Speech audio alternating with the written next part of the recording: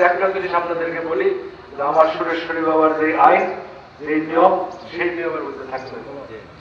শরীয়তের বেশি কি করে না এটা আমাদের শোনার বিষয়, কারণ সুরেশ্বরী বাবার থেকে বেশি শরীয়ত কেউ বোঝে না।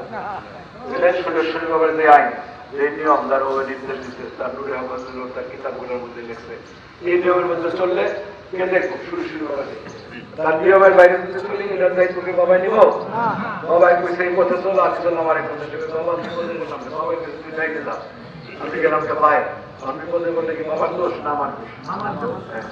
বাবাই যেদিকে চলতে গেছে সেদিকে ধরো, সেখানে যদি কথা সেটা বাবাই কেমন বুঝবো না। সুতরাং আমাদের কোনো ভয় নাই, আমাদের কোনো চিন্তা নাই।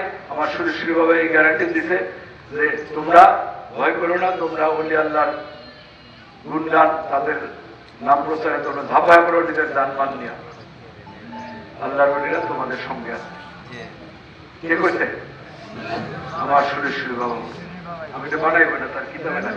তোমরা ভয় করো না, তোমরা যারা আল্লাহর ওলিদের পথে আসো, তোমরা তোমাদের দান মান নিয়ে সবকিছু নিয়ে ঝাঁপায় করো তাদের পথে। তোমাদের ভয় নাই, কারণ তোমার পিছনে আল্লাহর ওলি আছে। যার পিছনে সুরেশ্বরী থাকে তার ভয় আছে? কোনো ভয় আছে আমাদের? কোনো ভয় নেই। সকলে বিশ্বাসটা রেখে আমি আপাতত বক্তব্য শেষ করছি।